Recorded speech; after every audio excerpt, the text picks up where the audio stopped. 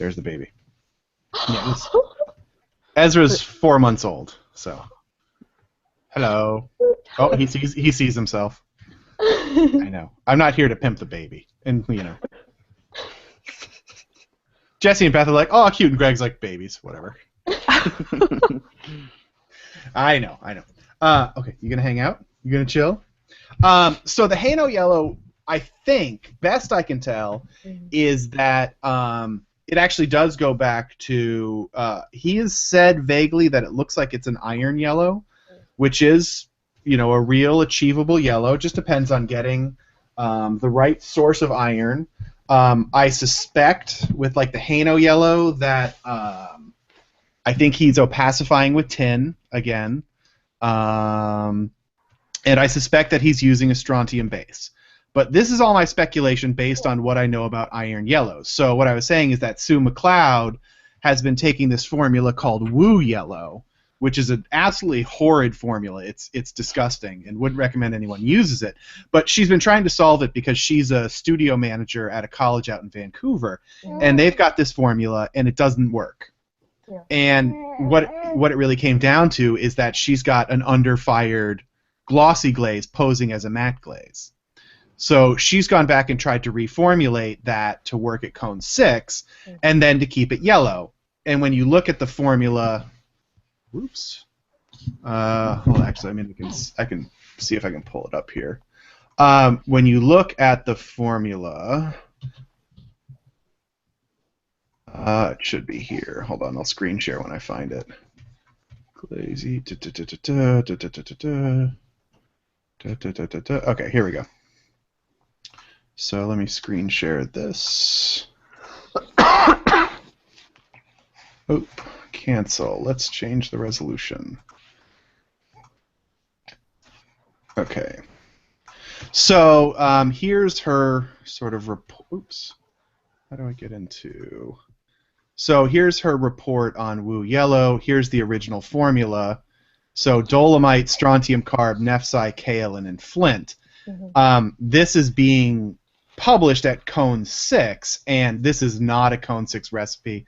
I'm not going to go into all the UMF here, but basically it's got no boron and it's underfluxed, so it's not really working at cone 6. But what is interesting is that using a combination of red iron oxide, and this is fired in oxidation, it's colored with red iron oxide, and it's got no opacifier. So here she's got Zircopax as the opacifier, which is giving a white base. And then red iron oxide is our colorant, and then again we have to look at strontium carb and dolomite. So she's got strontium, calcium, and magnesium as her fluxes, or as the fluxes back to the original glaze. And so you can see different variations on yellow, right? Here's the glaze with no red iron oxide, just different shades of yellow based on different variations. She and I were working with getting it to stop pinholing because it was pinholing like crazy, but that it's still somewhere in there. So there's a good yellow. So if you say take this kind of base, one of the interesting things that we're going to learn how to do is to take a base like this, take it from a matte glaze into a glossy glaze, and we should get the same family of color relations. Okay, that's one of the interesting things that we learn through sort of looking at the whole thing systemically. Stop screen sharing. So that we can look for those color trends, because that's really important. The fact that you can take red iron oxide, combine it with strontium, and it turns yellow. Well, as I talked about in last week's lecture, if you take red iron oxide and combine it with calcium, it's going to turn red-brown.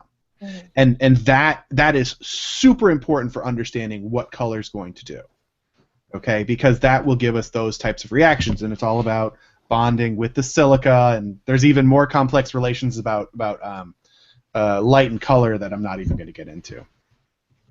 So why is it so difficult to achieve? Some colors need certain thicknesses. Some colors need specific chemistry. Some colors need specific oxidizing or reducing conditions. I think a lot of glazes aren't as sensitive as we think they are, but I think a lot of sort of you know that there's a lot of sort of Wild West out there of somebody says, oh well, I want a yellow, so we'll just add the things that I think make a yellow. Well, what's going to be really interesting that you're going to try? I know he's kicking, kick. I'm like being beat up here. Is to see how all the bases, which what you've got is a bunch of different bases using different oxides, using different RO fluxes, how that works with the stains. Are the stains going to be completely neutral, or are they going to be affected by the fluxes, which is something I have no idea. I've never tried it before.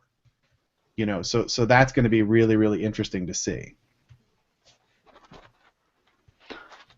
What is in, do you know Linda's yellow glaze? No. You don't happen to have the formula, do you? No, she just has this like pretty bright yellow glaze that she's been using. I'm sure you've seen it on her pots. Yeah. I don't know if it's Mason stain or whatever. I have a feeling it is stain. I'm just searching it to see if it's somewhere in my files. I've got some of Linda's formulas, but not all of them. What now? I've got white and grape. No, I don't have that one. It very well may be a stain, and there's nothing wrong with using a stain to achieve a color. The thing about stains is that they tend to be very consistent and very even, which unfortunately, it's sort of it aesthetically contradictory to the handmade concept.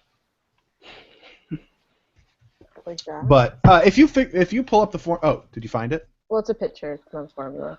Oh, okay. Yeah, that looks like an iron. I don't know. Ask her, see if she'll share it, and we can break it down next week. That might be a stain, that might be an iron yellow. Yeah, ask her. Nothing wrong with asking. Some people get really defensive about sharing their formulas. A lot of people don't care.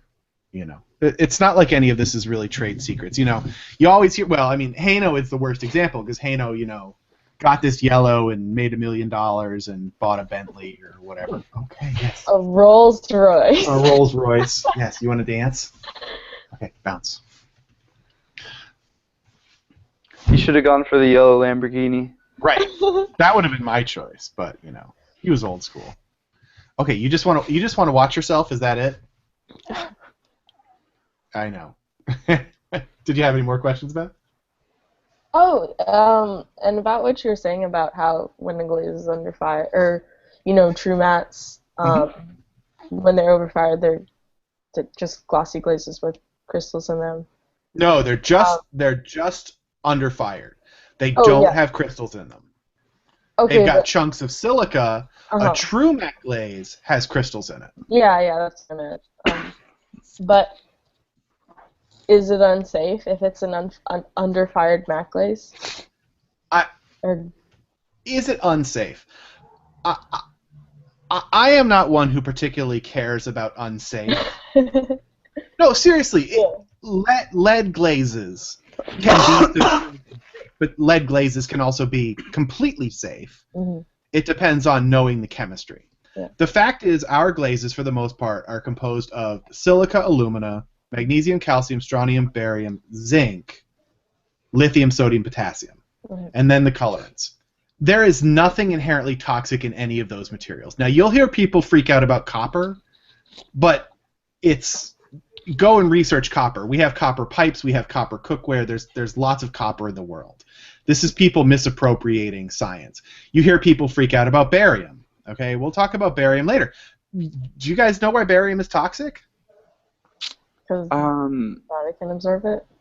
Say again? Doesn't it have like bad... Oh, it's because your body can absorb it. But you can turn it into like barium sulfate or something. You're sort of getting there, Greg. Yeah. Isn't there like some association barium has with a specific glaze? Barium has the association with lots of glazes. Or glazes that are under fire? Sort of. Jess? Kind of... No idea. Sorry, Greg. I didn't mean to cut you off. Go ahead. No, it's fine. Well, you might be thinking of a rebase. But the short version is there's nothing wrong with barium. Okay, now Beth started to talk about barium sulfate. Barium sulfate is a version of barium that you straight up drink. Yeah. If you need a gastrointestinal x-ray, you are given a drink of barium sulfate at the hospital because it will reflect the x-rays, and it goes right through your stomach, and it's fine. The problem is why barium is considered toxic is because barium carbonate, if you eat the raw mineral, will kill you. It's what's used for a common version of rat poison. But if it's in a glass matrix, it's fine. If you absorb it on your skin, it's fine because it has to interact with your stomach acid. It's not just being absorbed by your body, because your body can take barium and expel it. Mm-hmm. Okay, barium is a heavy metal, but iron is a heavy metal. Like we need some of these things to live. And so what has happened over the years is people see a bag of barium carbonate and it has a skull and crossbones on it, and they freak out, and so they say, "Oh, barium is toxic." Yeah. Yes, the raw material is toxic. Don't eat it. Okay, but in the glaze, it's fine. Dipping your hands in a bucket of it is fine. You can't absorb it that way. Okay, but you cannot eat it. Mm-hmm. Now, some people will say, "Oh, well, you need to be extra careful with a breathing apparatus with barium." The theory being that if you breathe it into your lungs and then you cough it up, and then the phlegm is swallowed and goes into your stomach, theoretically that could do it. But yes, that could happen. It's also a very specific interaction. You wouldn't be consuming very much, and you should be using personal protective equipment anyway. So, all of those things sort of cross each other out. So the toxicity question of none of those things are particularly, nothing we use is particularly toxic. So as to an underfired Matt, the problem is okay, so here's something that's going to be in next week's lecture or possibly the week after, but I'll give it away here. Here's what you get in an underfired Matt. Okay, so this is a testile that has an underfired matte glaze on it. Now, from the standpoint of looking at it, it looks like a matte glaze. It works just fine. But what actually happens is that it's got a ton of undissolved silica in it, and that silica has got a radically different thermal expansion than the clay body, and this bending is actually the clay trying to shiver. Or the glaze trying to shiver. And shivering is literally the glaze just coming off in sheets. Okay? But it's melted just enough that it's stuck to the clay body and can't shiver, so the clay body curls to relieve the stress. Okay? And this is a problem, because what this means is that it will eventually lead to dunting, which is spontaneous failure of the clay body. Okay, so if it does, the clay will literally crack to relieve the stress, and it will crack and break. Now, on top of that, we've got a whole bunch of other issues. We've got the fact that because the glass is unmelted, okay, it's an open network of pores. Whereas a true matte glaze, it's fully melted and it's essentially non-porous. When you've got that open network of pores, that's a place for bacteria to grow. Third, talking about the glaze breaking down. Am I concerned with the glaze breaking down and you consuming? No, but I mean that is what's happening. So, use that as a level of concern. But along with that, you're going to get a glaze that's going to break down the more it gets used. Mm-hmm. Okay, and to me, that is a serious concern because it looks badly upon you. It means your users are going to get pots that are going to turn ugly in the dishwasher, that are going to stain with coffee, that are going to eventually change their surface texture because it's breaking down every time it gets washed. Okay, because washing is a very destructive act. So, all of these things combined, along with some other factors, sort of cumulatively make the effect of, is it terrible to use an underfired matte glaze as a as an underfired gloss glaze as a matte glaze. No, it's not going to destroy the world, but I absolutely forbid you from doing it because you know better, or because you're here to learn better. Okay? Because for the sake of the durability of your wear, whether it's the glaze breaking down or the clay breaking, because of because of the different variables in there, that if you have a true matte glaze, you're going to get much more rugged performance. Okay, you want the pip back? I know, Dada's boring. You don't care. You just like flashing colors. That there's no reason to use that. Now, if you're making sculpture and there's some super dry texture that you absolutely must have, fine. I don't care what you're doing if you're making sculpture from a chemical standpoint. Yeah. It doesn't matter. But if you're making functional pots, you should never be using that as a matte glaze, an underfired gloss.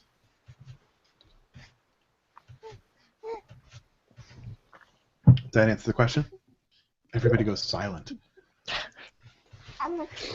That's super interesting what you said about, like, you know, barium and all that being safe. Because, like, in high school, like, my teacher, he discouraged us from using glaze recipes with it. Right. Uh-huh. And you know, one of the reasons why I do what I do is, I mean, I love ceramic materials. Yeah. But the fact is, there is so much misinformation out there. Mm. It's unbelievable. Mm-hmm. And I mean, down to that whole, what can I say? That whole discussion about the Wu yellow. Yeah. There is another thread on Facebook where I am engaged with a ceramic materials teacher, I won't say who, where they are proclaiming that strontium carbonate causes pinholes.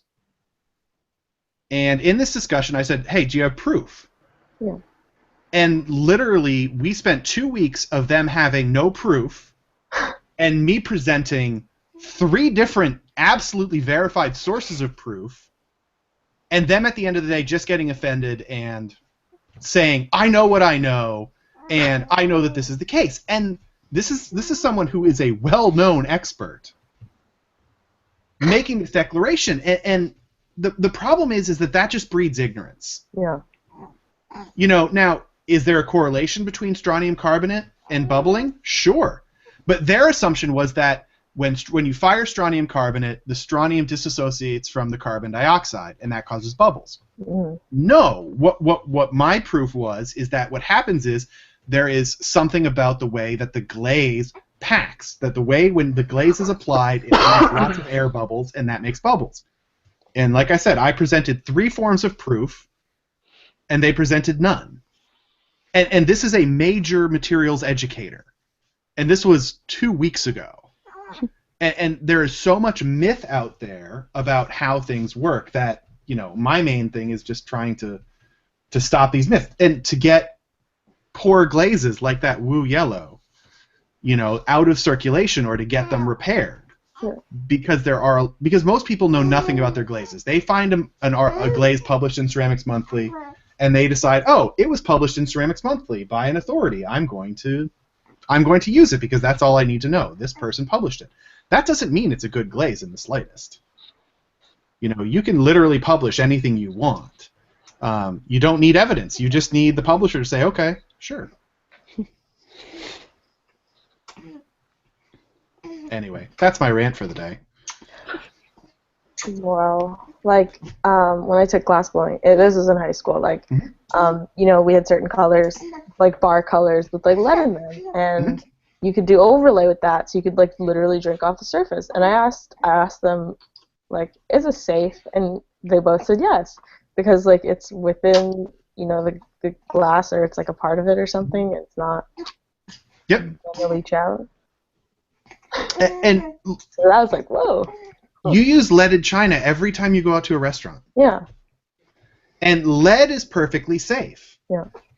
there is a lot of okay. There are a lot of things out there. Lead is amazingly safe. The problem is when lead is not used appropriately, it's not safe. Yeah.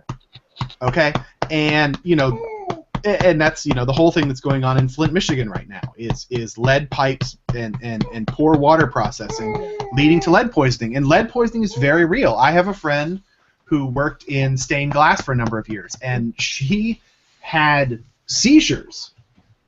She was out at Bonnaroo one day after having done this for years, and woke up in her tent having seizures because she had lead poisoning from the lead solder and not using personal protective equipment. Yeah. Lead poisoning is very real. There's a certain degree of saying to students, "Hey, this is dangerous. Let's not touch it." Yeah. I've already said in this class we may do lead at the end. I don't know because I know. Do you want your jumper? Should we do the jumper? Because there is a certain degree of not teaching lead,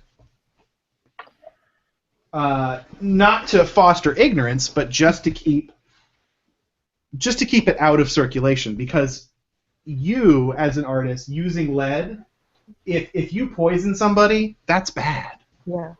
And that the best way, the best defense or the best offense is a good defense, however that works. He's in the satellite dish now. I can't see him. So to a teacher saying, "Oh, don't use barium." Okay, so having an underfired matte glaze that has barium in it, that's bad. Yeah. Okay, that is going to break down and you're going to consume that. Mm-hmm. Is your stomach going to break down that material and cause barium poisoning? I don't know. Mm. If it's in a properly fired gloss, if it's in a properly fired matte, you don't have to worry about that. You don't have to worry about the long-term durability of the glaze in general. It'll be fine. Lead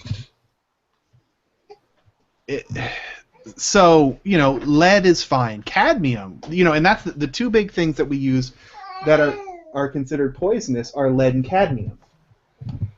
They can both be used appropriately, but you better be not just an expert, but have perfect. Okay, you don't want to be in the satellite. Sorry about all that. Oh, it's okay.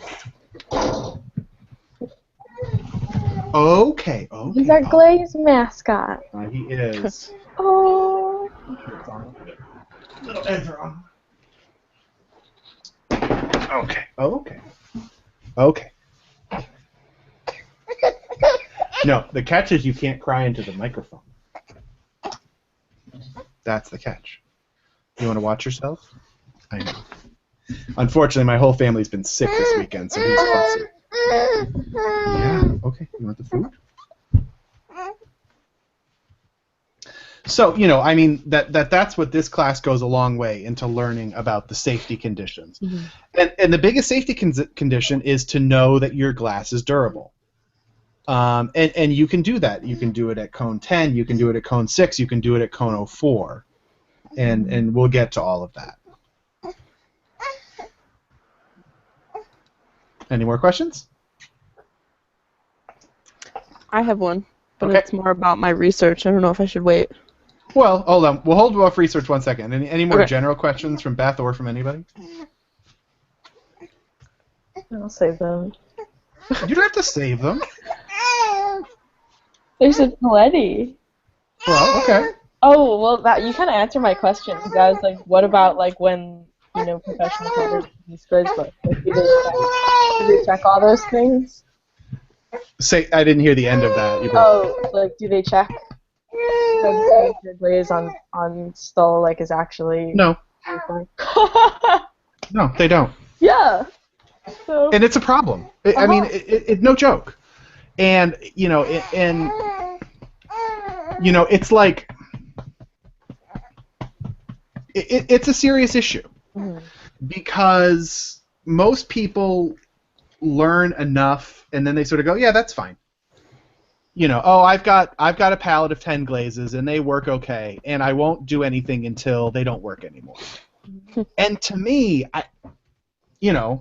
I've got a dog in this fight, but I don't see why you don't learn how to do it well and how to improve things when you have that opportunity. When you can learn that, you should.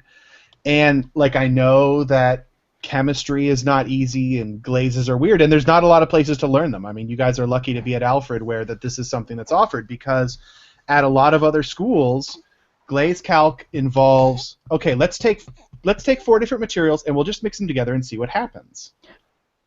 And that's no way to learn glaze. Are you gonna wave? Hi. Want to see yourself? That's no way to learn glazes, because that doesn't tell you anything about how glazes actually works. That just tells you, hey, you can mix 4 materials together and put them in a kiln. That's nice. Okay? I don't need school to tell me to do that. So, no, they don't. And, it keeps me from buying certain pots. If I look at a pot and I'm skeptical about that glaze, I'm not going to buy it. But here's the greater problem. I have a ton of knowledge. And the thing that gets me is that you should be, and the potter, the maker, should be making that decision ahead of time for their customer who literally has no knowledge of ceramics. Mm-hmm. They just showed up in a gallery or at a craft fair or at your studio and want to buy something that looks nice. Mm-hmm. But that's not, that's up to you. That becomes your responsibility. But no, most people don't. But that's why I have a job, because some people want to learn, some people want to hire me to fix the problem. Do you have more questions? Or do you just want me to rant some more? I'm really good at ranting, so.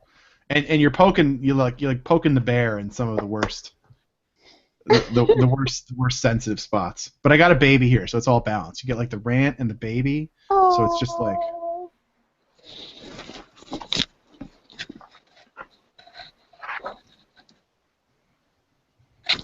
So, I read this book, this glaze book, a while ago when I was trying to, create some glazes for my portfolio. Mm-hmm.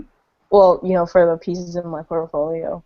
And the book said that you could, adjust the fit of your glazes or to solve problems, you can add more silica or something like that, or add and subtract certain materials. But it was 2. They didn't list any other ones. Is that true? Call it. What's the glaze book? Call it out. Oh shoot, what's it called? It's not an American glaze book. Like Ian Curry's Learning Glazes Through the Grid Method? No, I think it's called The Glaze Book or something. Yeah. Stephen Murfitt? Oh, I don't know that one. No. Hold that thought until next week. Okay. Because actually, that's what we're going to talk about next week. Okay. In next week's video. Yeah, we're going to get into that sort of thing in depth. Uh-huh.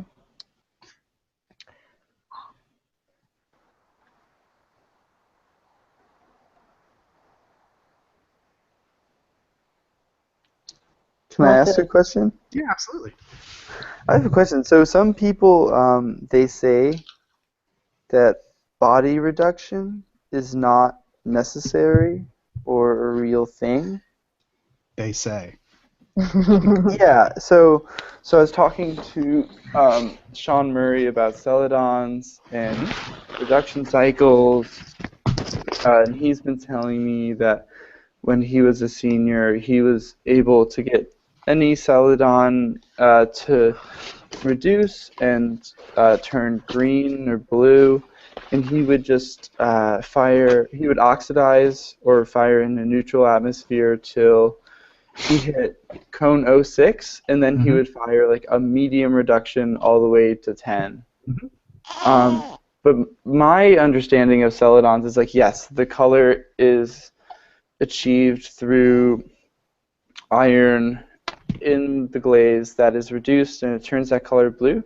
But I was also under the impression that the Celadon, because of its translucency, relied on the color of the clay underneath it to turn a little bit blue and not be as white.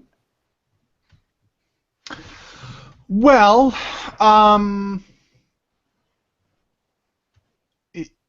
do you need body reduction? No, you don't. Okay.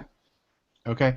Now there are some various arguments where, I've had students look into the value of body reduction before, and there are some cases where it makes a difference. Okay. Copper reds makes a difference. But that's because of the way copper reds work. Copper reds actually need 2 different reductions in their firing, and actually it ends up being 3, because you go from copper carbonate to copper oxide to copper metal. So it's actually that happens during the firing? That's what happens during the firing. When you look at a copper red glaze, that is actually specks of copper metal. Okay, here's a copper red. Actually, this is a copper red done in oxidation. Not a great copper red, but a copper red in oxidation. And so that red is literally, that same, like you look at copper wire and you know how it's got that reddish color? That's what we've got in our glazes is suspended copper metal. It's called colloidal copper. Just very, very fine particles of copper metal.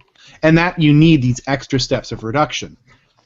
Now, as far as body reduction, I don't. It's not something that I have studied extensively, but there are various ways you can fire reduction. Now, some people will kick it into reduction early in the firing, and they'll just let it sit that whole way, like you're saying, Sean was saying, and that's fine.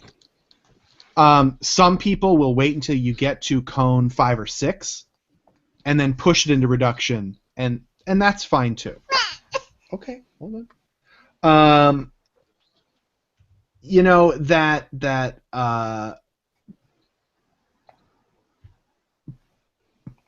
The notion of body reduction is sort of not really well documented.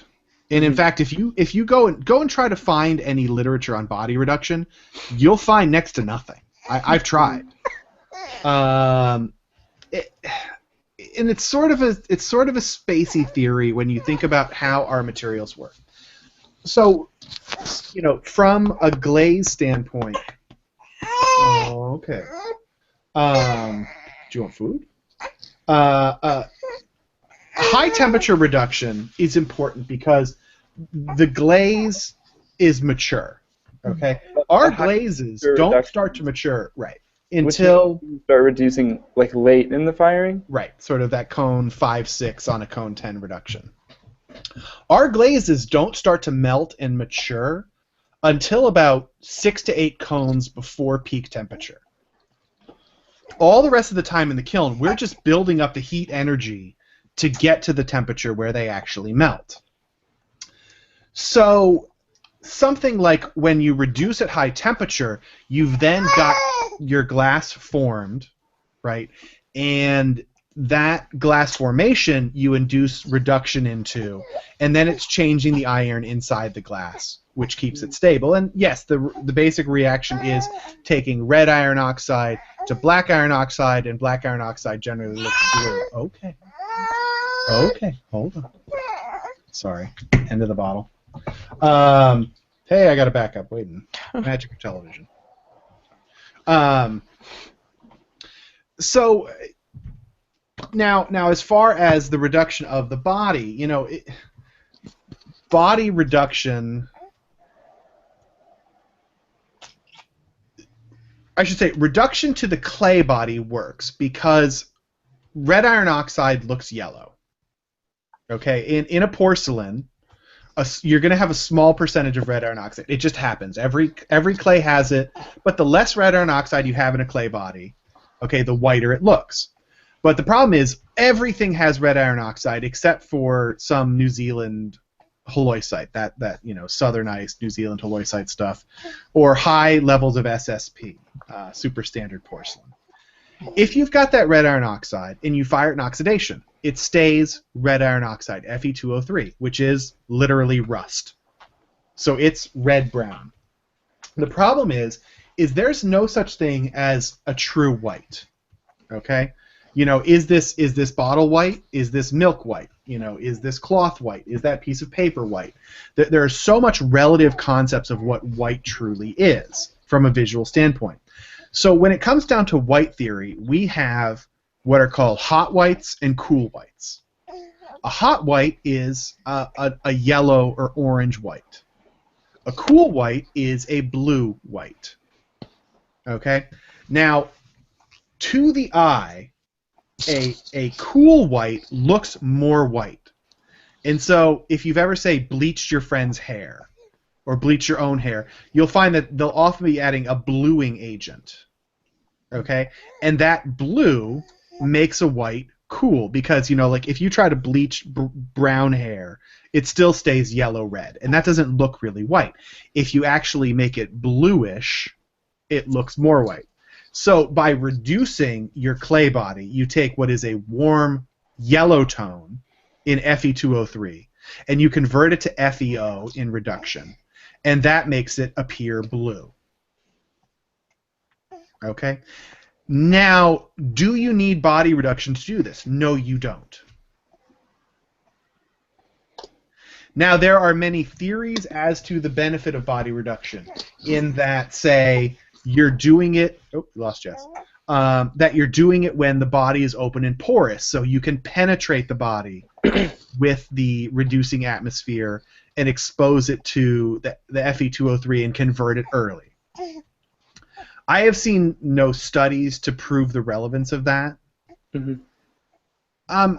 It's something worth trying to find out, but again, there's so little literature on body reduction. It's virtually impossible to say. But I have seen every reduction effect done without body reduction, but with a high temperature reduction. But, there are lots of people that have got very subtle firings that they're very comfortable with that, that they say do it that way. But, with the Celadon testing, that's a great thing to look at. Let's take, when you get down to your base glazes, let's try them in several different firings and see how they perform. Yeah, because usually, I don't know, I've been talking, or was talking with Matt Metz a lot about reduction. He was saying he has a friend who fires Celadons that does a heavy body reduction and then basically oxidizes silicone 10 and then does a heavy reduction till cone 10 drops, and his Celadons turn out great. Mm-hmm. And then me and my friend Max tried to do that, and our Celadons were just, pretty bad. Right. And again, that there are certain tricks, like actually, again, going back to copper reds in reduction. The last trick on a copper red is actually you re-oxidize at the end. So you fire this heavy reduction all the way up to like cone 9, and then from cone 9 to 10, you actually switch it back to oxidation. And it does. It makes those copper reds vibrate. Yeah. But actually, the theory on that is going back to tin, is that what happens is that it forces tin oxide to take over as a reducing agent, and then that makes it even more reduced. But, again, that it's sort of...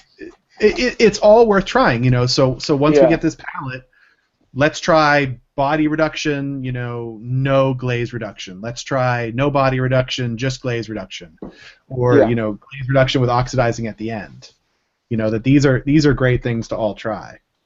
Mm-hmm.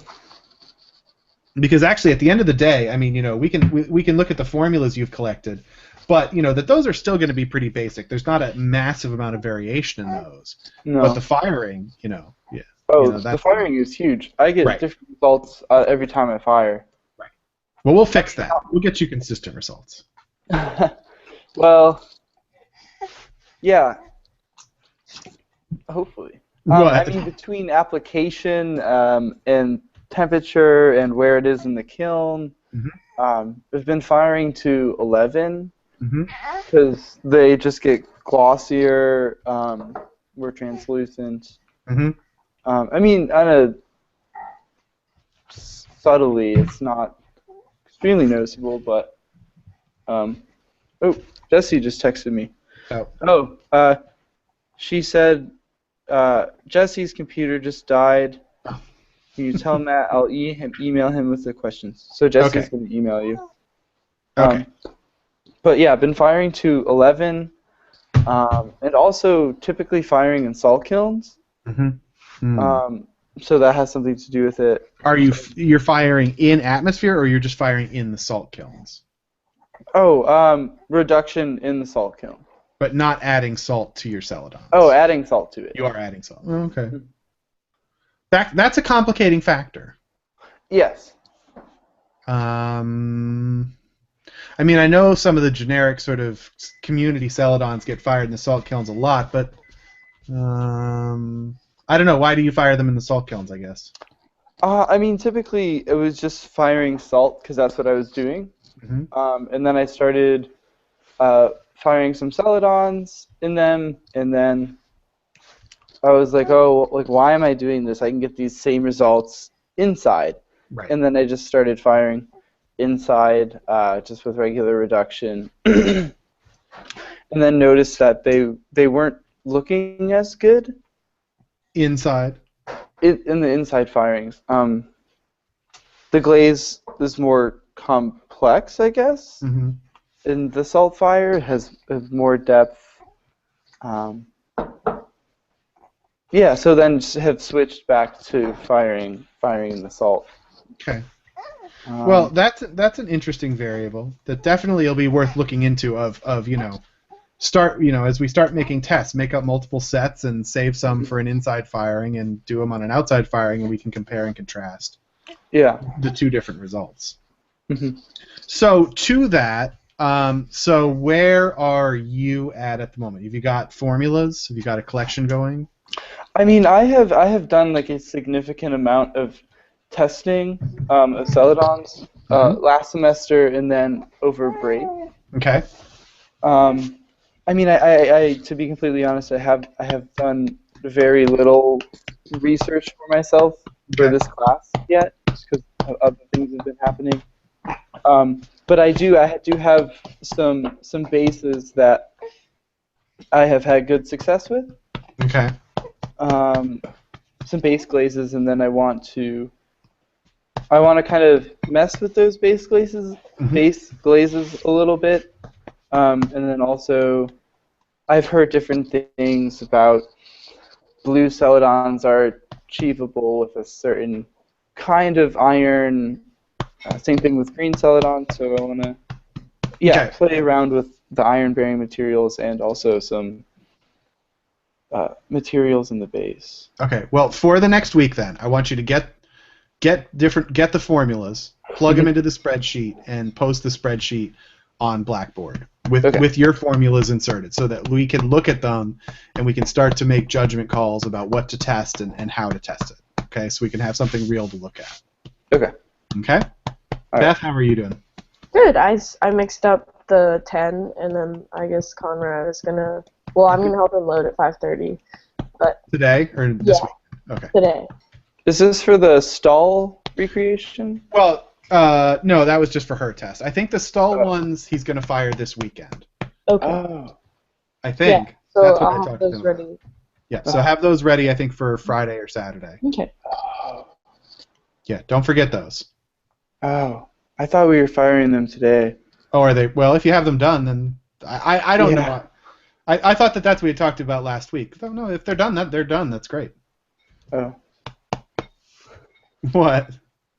Oh, I don't know. I was talking to Conrad, and he made it seem like we were firing them tomorrow, but Oh, okay.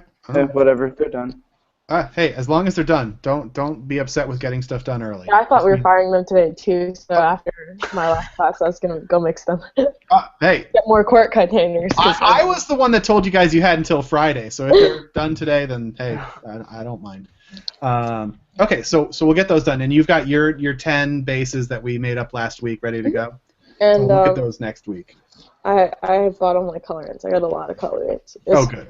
I was like carrying around this big baby of colorants. Okay, great. Fantastic. So for next week, then, try to have your the 10 bases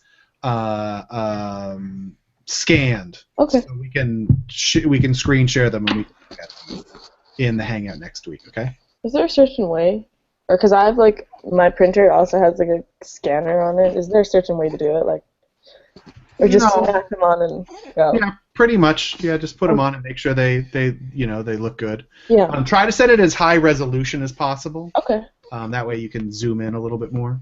Yeah. Yeah. Totally. Okay. Any other questions for me? If you have one, you can ask it, Craig. I've got a question face. Well, I'll save it for next week. You sure? You should ask it. You should ask it, and then I can tell you to wait till next week. I mean, I know we've kind of briefly talked about this, but yeah. So like these Celadon things, I have one that has I think 15% barium in it, and it works great. Yep. And then I have this Celadon that Pete Pinnell uses that turned out pretty good, and it's got Gerstley borate, it's got dolomite, it has strontium, and then I have this Andy Brayman Celadon that has strontium, lithium, frit 3194, and wollastonite. That's very Andy Brayman. Yeah, and hey, strontium base glaze with no pinholes. Shocking that it can happen. Don't tell that other expert, because he'll get upset at you. Yeah, but then there's ones that I'll test that is just like the straight like Custer Silica Whiting Kaolin that just don't work. Don't look very good. Well, so is those alkalis, or like the different, like the strontium and the barium and stuff, that's like, what do those do visually for the glazes? Yeah, it's like cooking, in that, you can just like take a bunch of vegetables and throw them in a frying pan with a little bit of oil, and it's like, oh yeah, it's fine. But you can take a little bit of garlic, and you can use, instead of just picking vegetable oil, you can pick a sesame oil, and then you can add some garlic and some chili pepper and maybe a dab of sugar, and that it makes a much more rich sort of flavor palette. And it's the same thing with varying that glaze of bringing in multiple components will make a more rich color reaction, because it comes into what are the because I mean, look at the glaze. The fact is, all those glazes are silicon alumina and iron. They're all fluxed with iron, or colored with iron, I assume. So that's not particularly interesting. But as soon as you bring in something that is, a little bit of spice, by varying the ROs, because you get, going back to last week's lecture, let me open it up here, if I can find it real quick. By even taking something as simple as iron,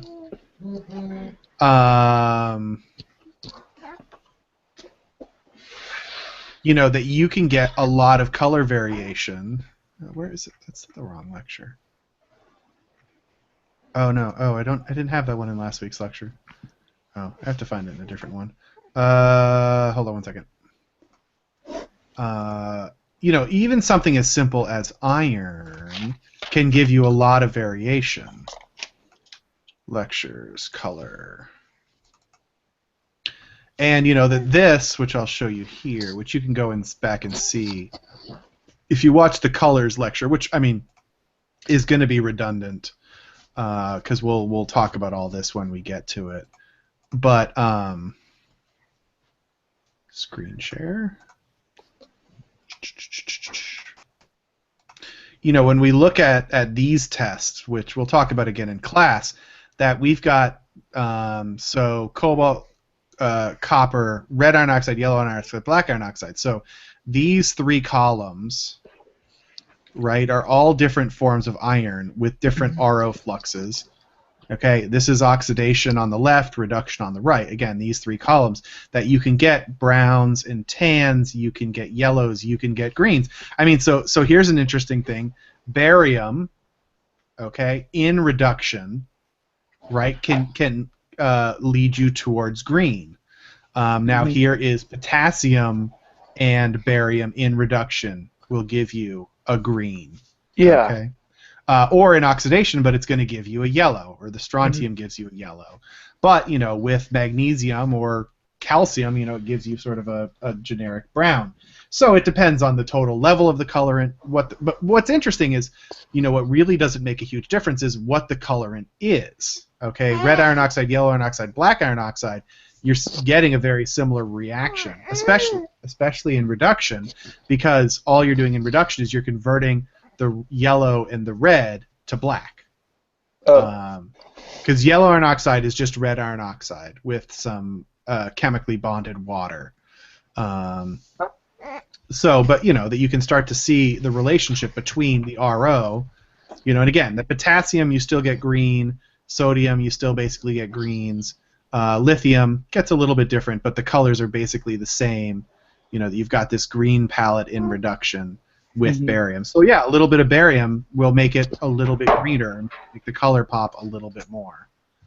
That definitely, that those types of variations, yeah, look for those.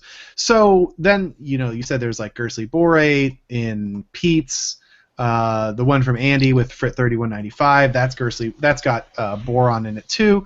That's going to make the glaze a little bit richer. You're talking about firing to cone 11 to melt it a little bit more. You adding in a little bit of boron is going to do the same thing. It's going to effectively give you a better melt. Is that going to completely alter the color of the glaze, though? No, it might have a little bit of effect. Boron certainly can be a complicating factor when it comes to color. But if you keep that percentage low, like 5% Guernsey borate by weight, which is what Pete does a lot. And you'll find exactly the same thing going back into copper reds. Most copper reds will have 5% boron in them, generally Guernsey borate or 3125, and it works just fine at high temperatures. And again, actually, that'll come up in next week's lecture or the week after, where we'll talk about adding in a little bit of boron into a cone 10 glaze. And it works just fine. It's just you don't want to overdo it because then you're over melting it. But that's a great way to get a little bit of extra fluxing at cone 10, get it a little bit glossier, a little bit more viscous, all those types of changes. But I think that it's again sort of the same way that we set up Beth and Jess of trying all these glazes with different RO combinations. I think for you that's also something worth looking at, of why I want to have some formulas and we can look at them and say, what happens with more barium or more strontium instead of just the plain old calcium? Because like you said, it's sort of boring. Yeah. Can we make the color pop by just changing the RO? Because I certainly, we can, and that those diverse recipes show that. Okay. I mean, do you have one of those you want to look at right now? Recipes? Yeah. Yeah, absolutely. Should I pull up the UMF calculator? Yeah, you can if you want to.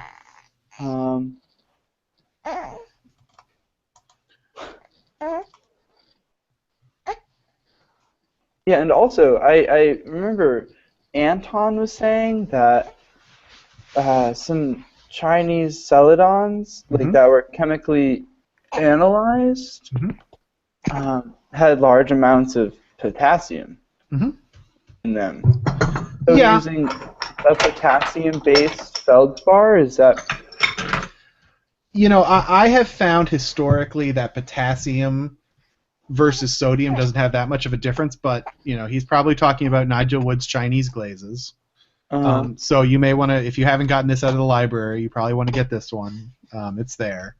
The one in the library, I think, has a different cover. But he goes into celadons a lot. Okay, it's just Chinese glazes by Nigel Wood. Am I backwards? I'm backwards. No, I can read it. Oh, okay. It looks backwards to me. But he goes into a lot of celadons. And the interesting thing that he does is that he has chemical analysis for a lot of the glazes in there. And so what you can do, and actually if you look on did we talk about going to Glaze? Yes. If you go to Glaze, Derek's got a lot of the glazes from this book in there. So if you here, will you pull up your formula? I'll show you. My computer's Okay, I can do it. Just give me 1 second. I'll show you. weird. Share entire screen. So you can look at yourself, and then if we go to Glaze, I think over here in collections, I think he's got Nigel Wood. Yeah, here we go. So he's only got 4 recipes. But so here he's got some. Here's a pale green celadon. Yeah, so here's a potassium feldspar.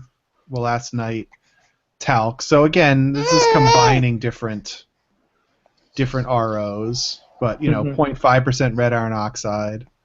But if you also look at what he's got to offer, like he's got these 4-3-2-1 line blends, which have got a lot of nice color representations for some of these. Like here's one with tin, so you can start to see what tin does. Oh. But again, he's using yellow iron oxide, and yellow iron oxide, again, it's just red iron oxide, but it's less concentrated, so you get more subtlety. So yeah, here's more tin, zinc. He's using zinc as an opacifier, but again, it's that bringing in a different RO. So he's got calcium and zinc, but yeah, most of these are using potassium feldspar. Okay. Yeah, I mean, so the other thing I'll show you, one thing that you can do, open computer, glazes.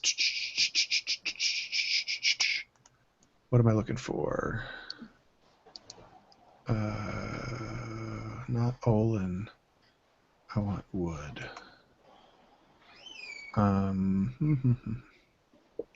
Chinese glazes. Oh, that's just the UMF. So no, that's not what I wanted.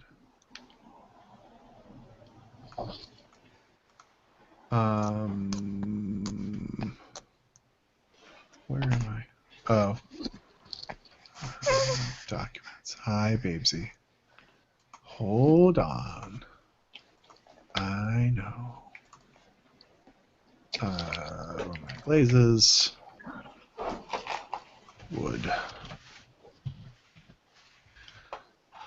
Oh, I thought I just started a spreadsheet for this. Shit, where did I put it? Oop, sorry. Didn't mean to swear. Potty mouth.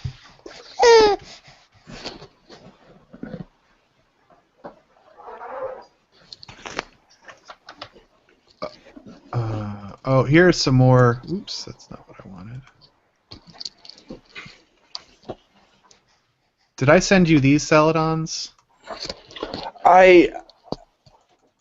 Yes. I did. Okay. Because yeah, I mean, there's a bunch of, like, here's a Josh DeWeese one that's Nefsi and Whiting. That's fine. But here's lithium carbon, barium carb, petalite.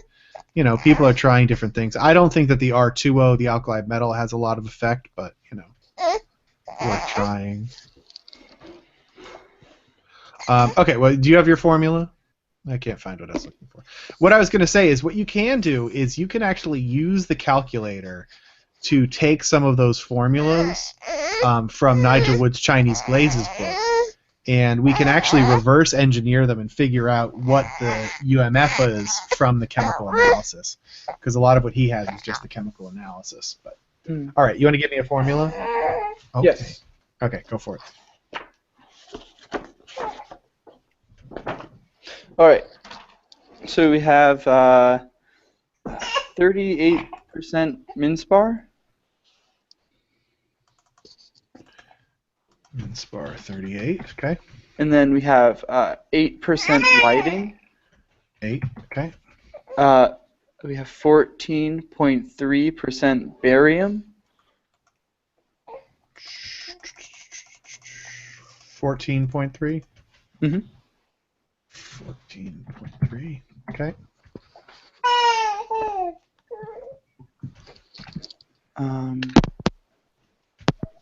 And then 11.2% EPK. 11.2. Okay. 28% flint. 28. And then 2% red iron oxide.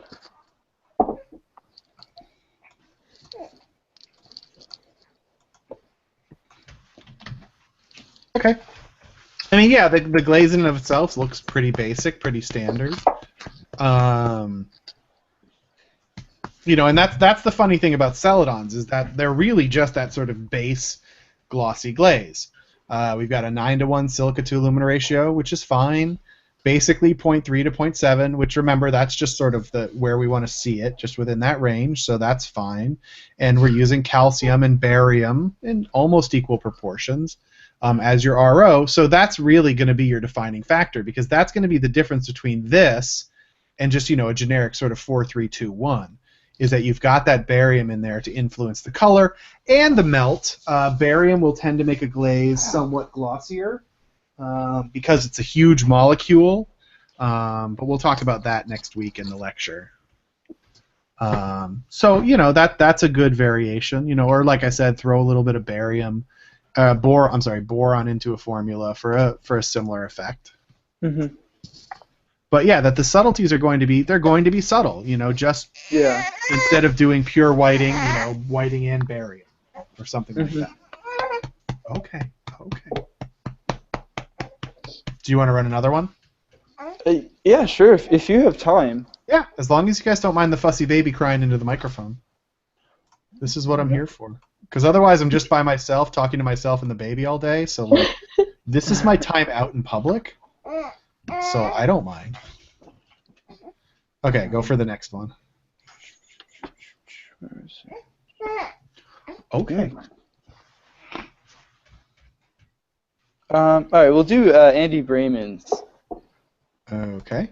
And so he's got 21.9% minspar. 21.9. When you read these out, give me the mineral first. Okay. All right, so then we have strontium. Okay. 12.5. 1 second. Oh, went too far. Strontium 12.5. Okay. And then we have Graulig at 15.6. Oh, missed it. Graulig 15.6. Okay. And then flint or silica 24.7. 24.7. Yep. And then lithium. Lithium carbonate. Yes. Okay. 0.3. Agree. And then frit 31.95. Oops.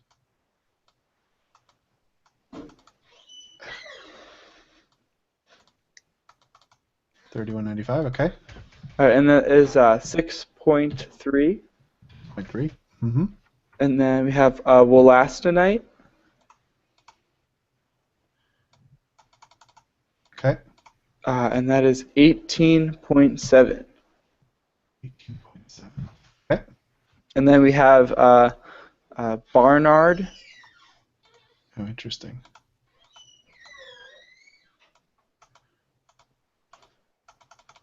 That's going to take me a minute to find. Do you want these headphones? You can take them. Okay. Barnard. That's at 3%. 3%. Okay. And is that it? Yes. Okay, so interesting formula. Yes, it's very complicated. Well, complicated's not necessarily bad. It just means complicated. So, can you see the analysis? Is it up on your screen? Okay, so let's see.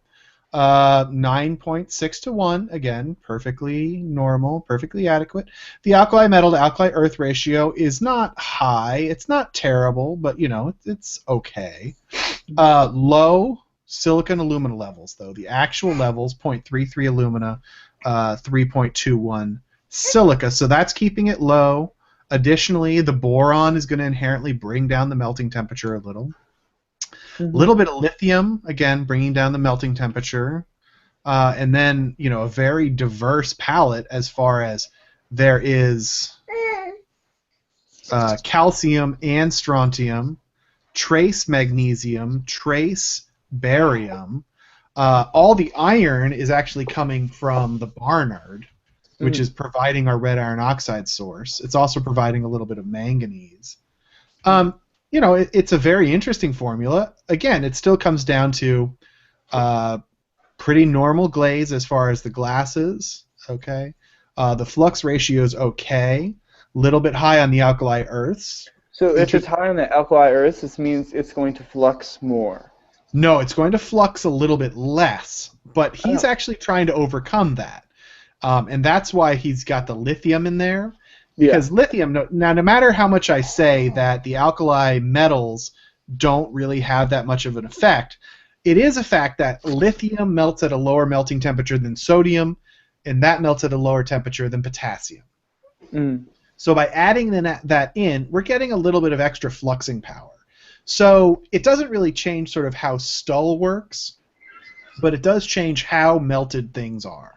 So it just gets a little bit extra melting. Now, you could say that equals running. It could make it run, but at 0.01, it's not that big of a deal. I'm not crazy about him using lithium carb as a source, but is this right? Did I get that right? 0.3 lithium carb? Yes. That's so tiny. That's a very bizarre addition. Yeah. But you could try it without it, or see if it still works. Again, diversifying the ROs. That's what I'm seeing. So I'm seeing several things to bring the temperature down. A lot of ROs, a lot of diverse ROs to give us a lot of color effect. A little bit of boron to make it extra melty. A little bit of lithium to make it extra melty, and low glass former levels, which will again make it a little bit glossier. And I'm pretty sure I know this glaze. I mean, Andy's a friend of mine, and I'm pretty sure I know this glaze. So.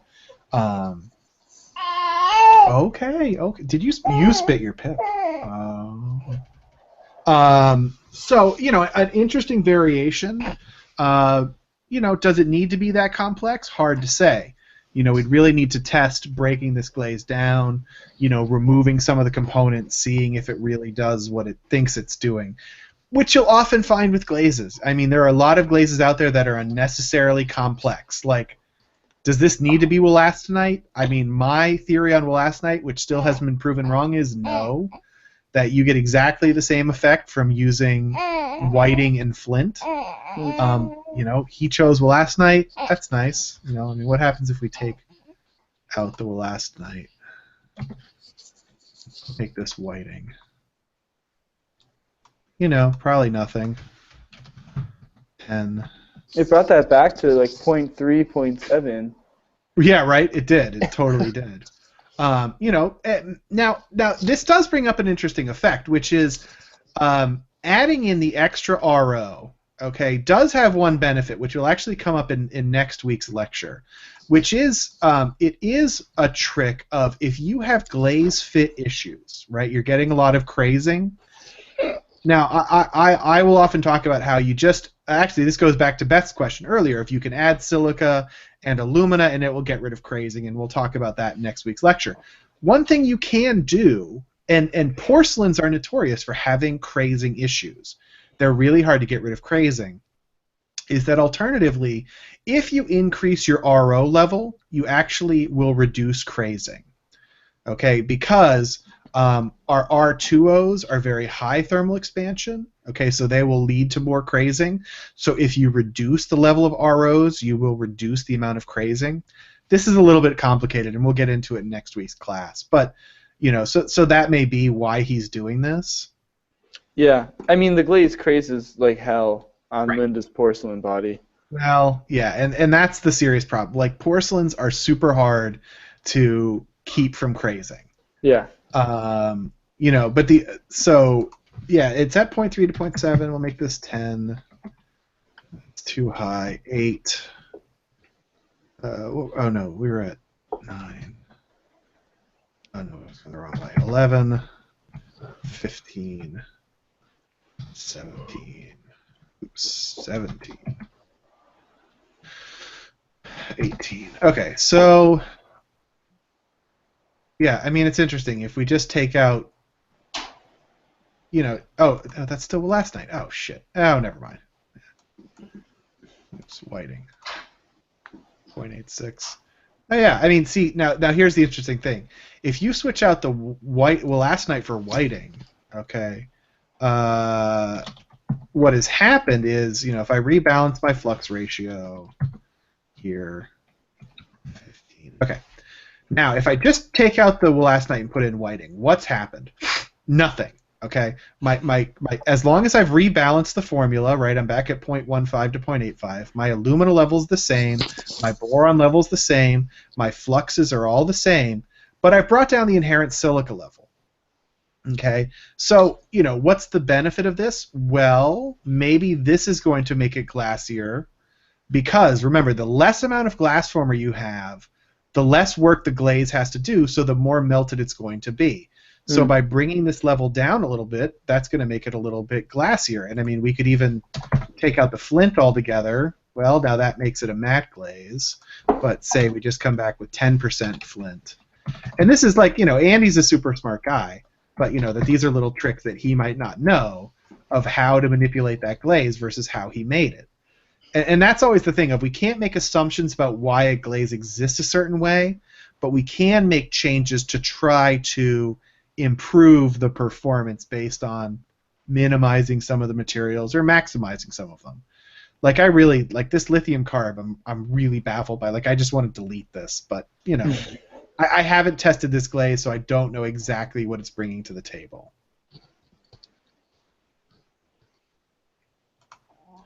You know, so, but you know, try this glaze and see what it does. Mm-hmm. Oh wait, no, you said you did try it, and Oh yeah, I have. And it works okay. Yeah, it works pretty good, except for the crazing. Right. Which I want to deal with. It's going to be a consistent issue. Mm-hmm. Again, I'm going to save that talk a little bit because the video that's going to go up next week and probably the week after are really going to go into how we deal with that. What are the real conditions? So, crazing is somewhat easy to solve, but porcelain always makes it a problem. But, you know, as far as looking at the crazing, and remember, bring up this formula next week after we've talked about crazing in the lectures a little bit, but the fact is that this glaze has got very little silica and alumina. Okay, oops, I did screen share. You know, we're at 0.33 alumina. Well, the fact is, cancel. The fact is, when you've got very little silica and alumina, right? When we look at Stull, okay, we hit a problem because on Stull at 0.33, now this glaze, you know, this version of the map doesn't show crazing here, but remember that this crazing pattern on Stull is based on the clay body that Stull was using. So every clay body is going to be different. So obviously with Linda's porcelain, this is still crazing. So the question is, can we move out of the crazing region and still get that glaze to perform without crazing? And I bet we can, but we need to play with it some more. Any other questions? I'm all set. Okay. I'm putting Beth to sleep. Her eyes are getting heavy. All right, folks. Anything else? Yes. What? Go for it. Well, it just like... Do you guys mind if I leave? Nope, go ahead. All right. Bye, guys. Thanks for the help. See you next week. See you next week. Yes, ma'am. Oh, so you know how you said yellow iron oxide is just a less concentrated, like red iron oxide? Mm-hmm. So if I were to use like more of yellow iron oxide, would I be able to get the same effect as like using red iron oxide? Just out of curiosity. Yeah, no, they literally, and here's the really easy test. If you just take some yellow iron oxide, just go grab a spoonful of it, and do you have a blowtorch? Yes. Just hit it with the blowtorch, and it'll turn into red iron oxide. Really? Yeah. Oh, that's so cool. So yeah, it's literally, we were talking, I think last week or the week before, about how, it's the same reason why we use cobalt carbonate instead of cobalt oxide. Yeah. They give you exactly the same material. It's just with cobalt carbonate, you get less material less cobalt per gram. Mm-hmm. And you might say, well, why am I doing that? Well, it's because you get more subtlety, because it's such an intense material that you want to be able to add in very small fractions of a percent. With what Greg is doing with those Celadons, that you really just want a 0.5% red iron oxide. Mm-hmm. And so a 0.5% red iron oxide is pretty intense. Well, say you want 0.25%. That's really hard to weigh out. So maybe use the yellow, which is less concentrated. Mm-hmm. Cool. Yep. That's great. Okay. Sure. I will. Good deal. Have more questions next week. Okay, great. I love your questions. Don't be afraid to ask them. And if you have something in the interim, you can email me. Okay. Oh no! I just wish his tummy would get better. Oh, poor pig. Well, my older child brought home something disgusting from school, so it's gone through the entire family, and he and I are the last two to have it. Oh. I'm sort of recovered. He's Good. not. Good. Well, Okay, are you good? Yep. Good. And you're enjoying yourself? Oh yeah, totally. Awesome. I made Robin Howard listen to me because I had her sign off on my overloaded credits. Oh, good. And she's like, "Wow, you shouldn't even be taking that class until you're a junior." And I said, "Okay, maybe." But then I told her about how what I'm testing. Yeah. And then she's like, "Okay." Yeah, I know. Totally. It's awesome. Uh-huh. You're gonna do great things. Okay. Oh. Okay. We both feel better. Thank you. We will by next week. And then I'll talk to you then. Okay. Thank you. Bye. Bye.